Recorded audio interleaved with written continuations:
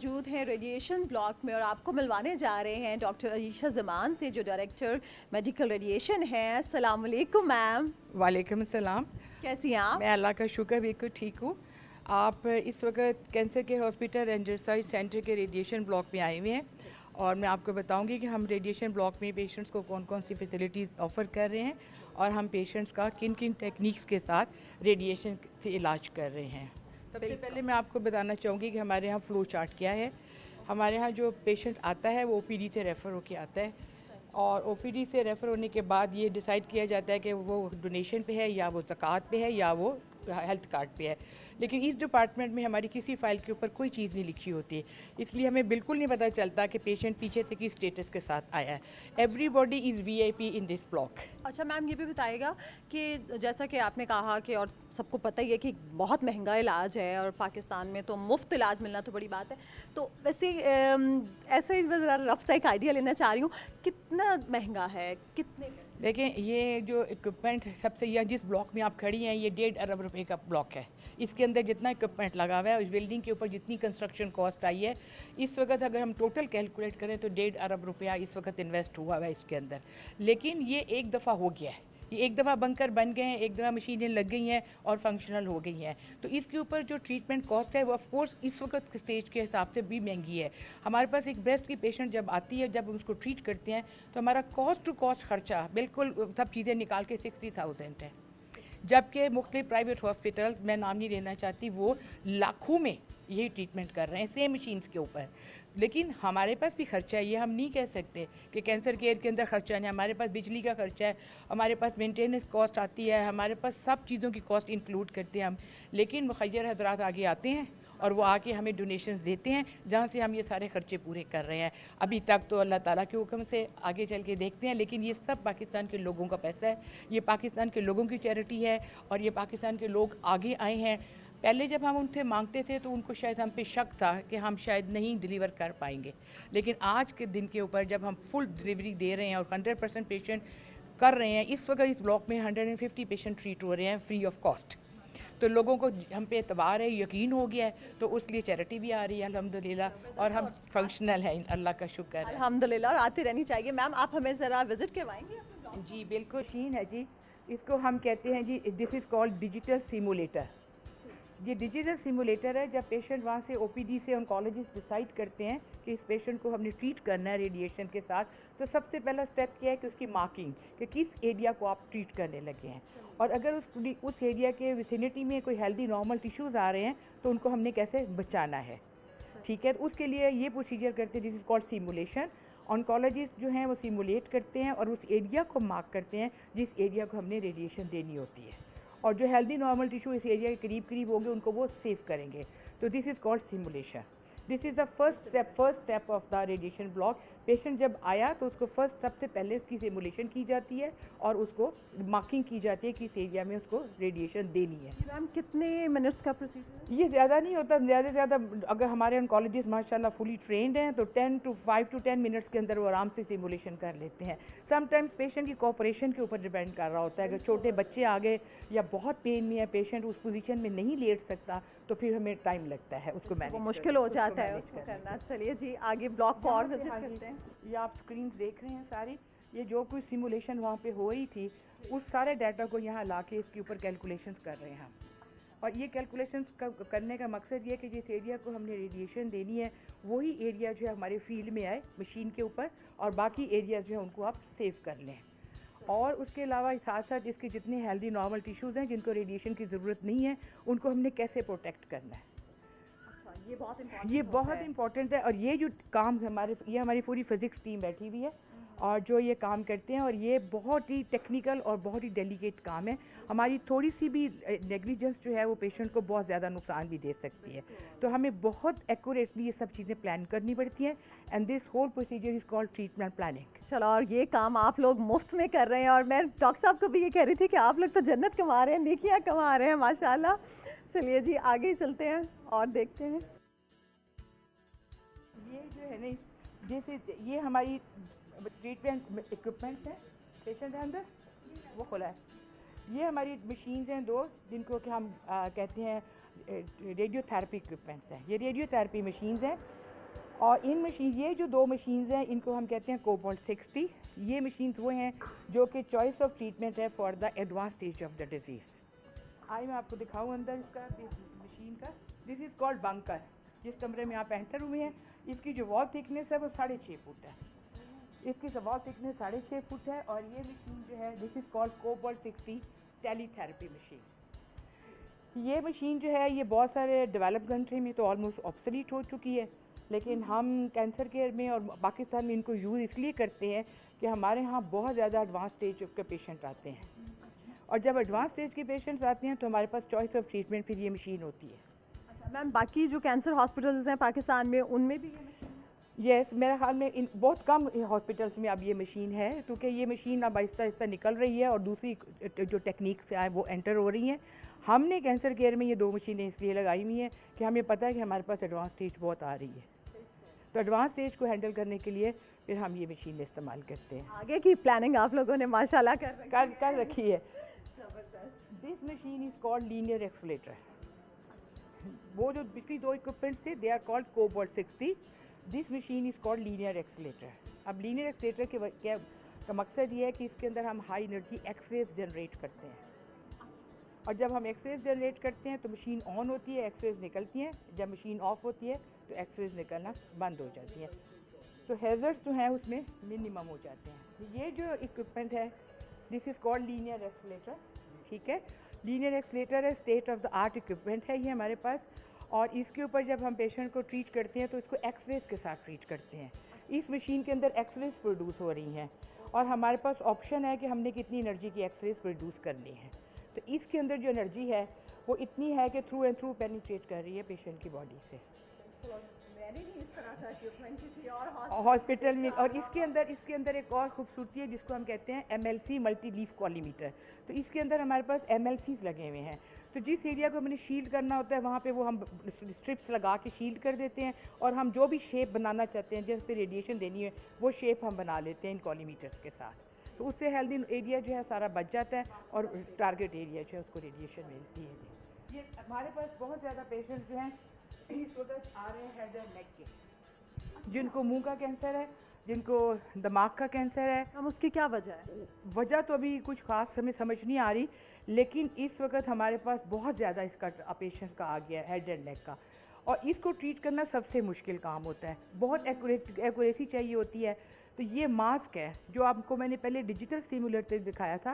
ये पेशेंट को लटा के उसके ऊपर ये स्ट्रेट शीट होती है, उसको पानी में डालते हैं, मेल्ट करते हैं, फिर पेशेंट की शेप बना लेते हैं। फिर पेशेंट के जहाँ पे रेडिएशन देनी होती है उसकी मार्किंग हम कर देते हैं। ठीक है, हाँ।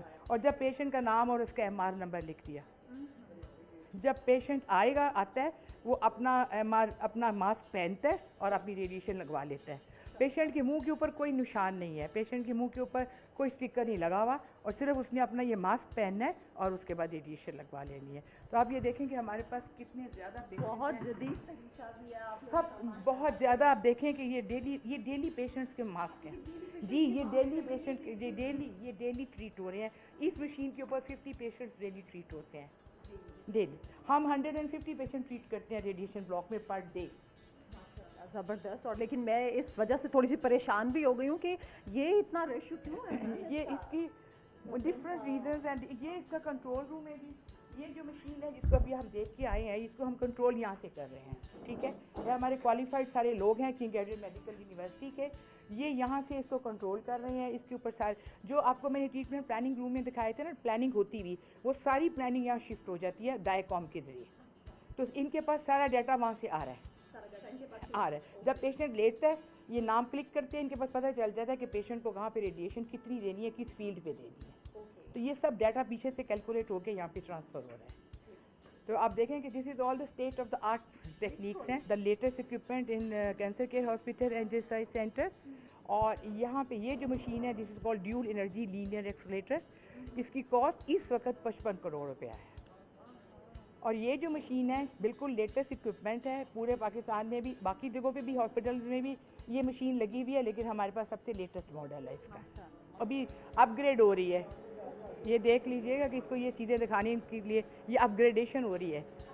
इस मशीन की अपग्रेडेशन हो रही है। ये इंजीनियर जो है पाकिस्तान से बाइक से आए हुए हैं, और इसके अंदर कुछ चीज़ें ऐसी हैं जिनको हमने अपग्रेड करना है। जिसके लिए इसका खोला हुआ है हमने। मैम इस तरह का जो इक्विपमेंट है उसकी अपग्रेडेशन कितने टाइम के बाद होती है? ये एक्चुअली ये सॉफ्टवेयर के ऊपर बेस्ड करता है। कभी कोई नया सॉफ्टवेयर आ जाता है तो हमें फिर इनको बुला के इंस्टॉल करवाना पड़ता है, डिपेंड्स अपॉन द टेक्निक।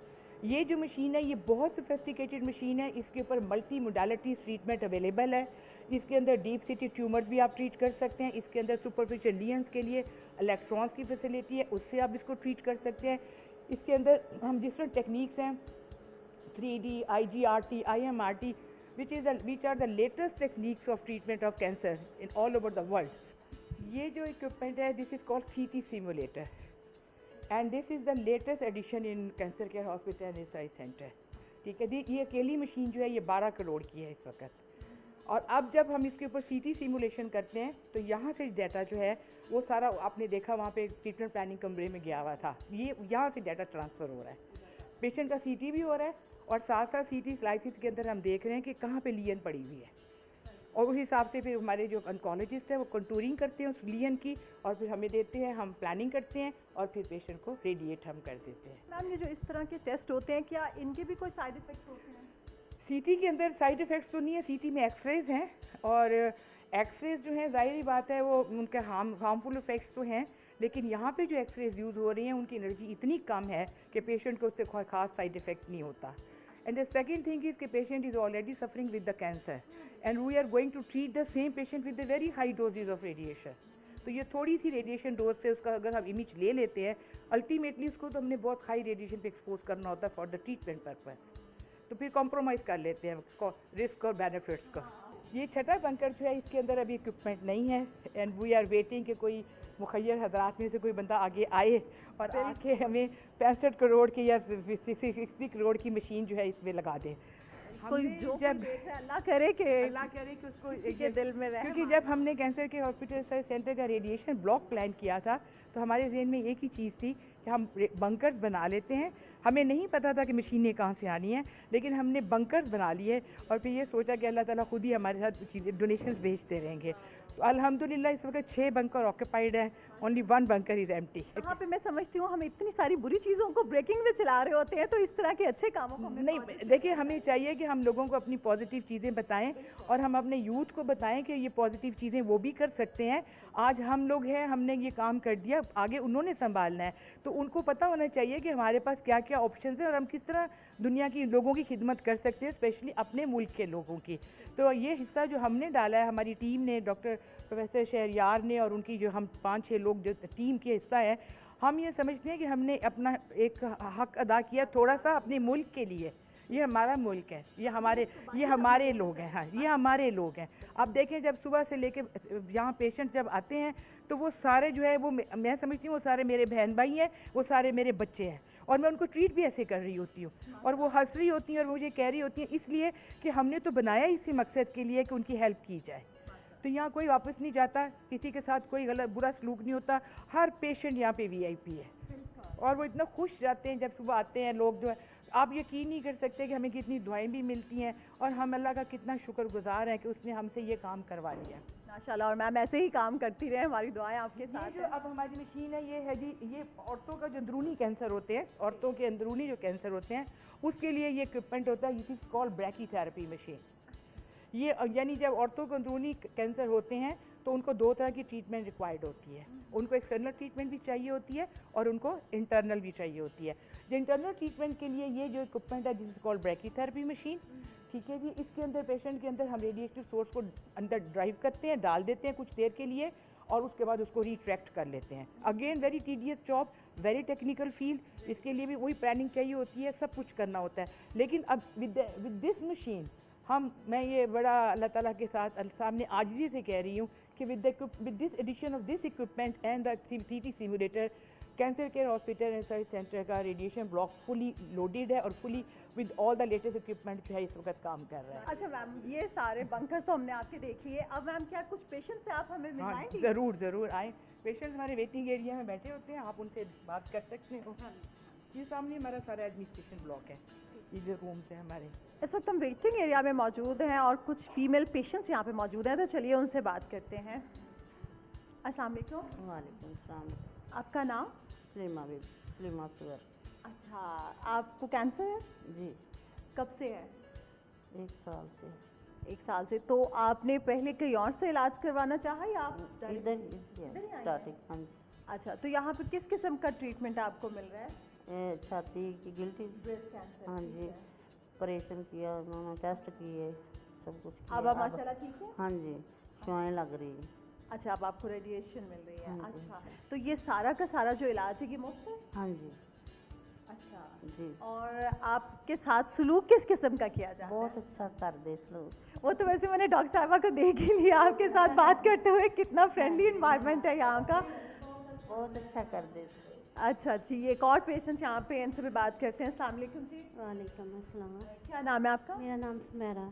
अच्छा सुमेरा, आपको भी ब्रेस्ट कैंसर है? हाँ जी, ब्रेस्ट कैंसर है मुझे। आपको कितना टाइम हो गया? मुझे 2 साल से है। हाँ जी, ऑपरेशन वगैरह हमारा गुजरांवाला से हुआ है, तो ये रेडिएशन के लिए हम इधर आए हैं। अच्छा, रेडिएशन के लिए उन्होंने आपको लाहौर रेफर कर दिया।